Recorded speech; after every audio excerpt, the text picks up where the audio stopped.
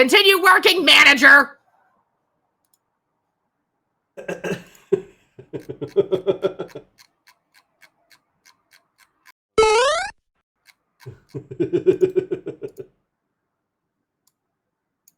All right. Okay, so we got another story here. Yoko Taro is weird, some would call it. The Drakengard and Nier creator, a bit of a nuthead. Nobody says that. A bit of a nut. That's a fucking nuthead. Weird ass. It must be some weird translation. This is from the Video Gamer. Anyway, Yoko Taro.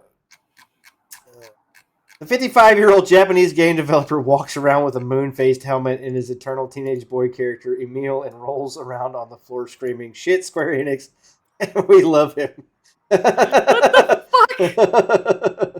Yoko Taro is weird, and that's led some of my all-time favorite games, Nier and Nier Automata, or Automata, however you want to pronounce that.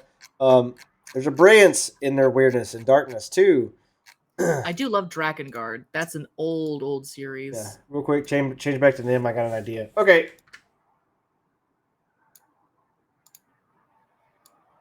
Oh, Jesus.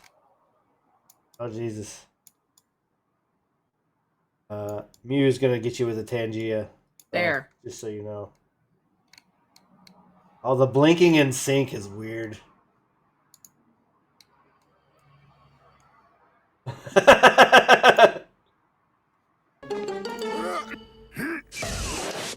Don't let your kids watch it. He didn't actually hide the stream, though, weirdly. Robbie, no! I said my audio was removed, too. I didn't want my audio removed.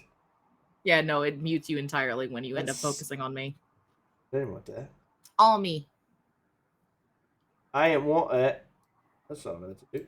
There we go. Is that better? Yeah. Yeah. Yeah.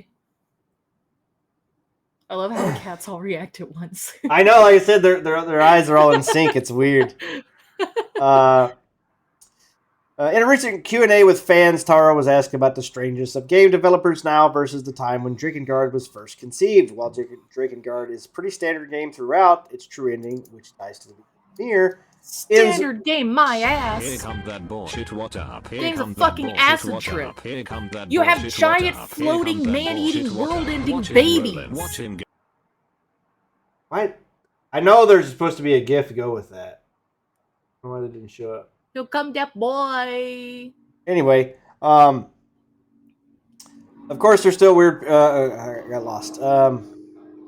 I've been part of the game industry for 30 years, but I feel there's less weird people now, the game director said in response. I don't know if this is something simply happening in my field of view, if the game industry ended up like this, or if the whole world is like this now.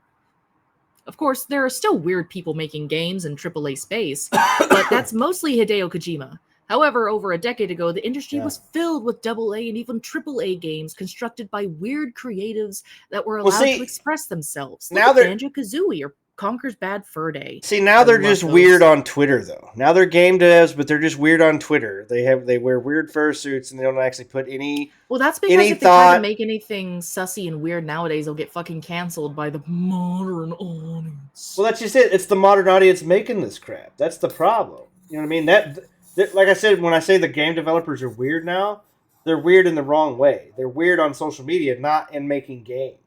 They're not trying to make new ideas. They're trying to force some kind of agenda and not some crazy idea that, you know, it may work, it may not. Nier Automata, like as a concept, is a weird ass game. Like I've never played it, but I've heard enough about it. Like it's a weird ass game. But it's like Drakengard is an amazingly weird ass game. Yeah, but it's like universally loved. And the same with Kojima. As much as I like say Kojima's too much of his shit. Like at least he does come up with original stuff.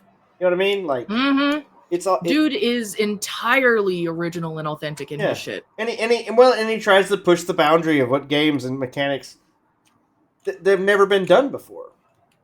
And a lot of these people are just cookie cutter bullshitting. It sucks. And it's not necessarily the developer's fault. Like I said, it's the suits sitting around a table deciding the things. And then they hire 4,000 developers to actually make the thing, and those 4,000 developers don't actually get any say or creative license in the. So it's just all a bunch of little mindless drones pecking away at computers. He put Pecora in his latest game. What the fuck? Oh, that's right. She is voicing a character in the game. That's awesome. Go Pecora. So anyway, God, I want to voice act in something so bad.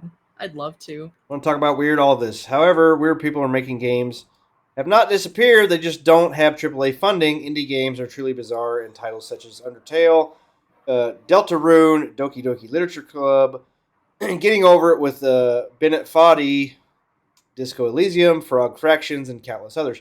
That's true. Well, when it comes down to it, and there was another quote that I saw earlier today, which said that the studio that did Expedition 33, Clair Obscura, or whatever, was like 33. There's like 33 people and a dog, and Hideo Kojima's like, that's the perfect size. Exactly. And it really is. I think there is there are actual model invoices in the game. Okay. Like you sit there and say, oh, it's because they don't have AAA budget, except for the fact that we've seen multiple games, indie developers come out with basically no budget and be able to create something beautiful. And these AAA games have all this budget, all these people, all this quote unquote talent, and they can't even make a half decent turd. So, I don't think money has anything to do with it. Yeah. There's some truly weird stuff out there, and occasionally it breaks through and becomes really popular. Unfortunately, a game that costs hundreds of millions of dollars to make AAA studios don't want to take the risk of making something bizarre unless there's Sega releasing a pirate spin-off of a game of the Yakuza series. That's crazy. It's true. The pirate Yakuza did look pretty fun. I love the Yakuza franchise. Yeah. It is so fucking weird. Maybe this is why we haven't seen an official sequel to Nier Automata in the soon-to-be decade since its release. Maybe Yoko Taro is too weird for Square Enix to risk $100 million on, despite the popularity of his last game. On the other hand, they have been secretly cooking something up in the background for years. Oh, he should get away from Square Enix.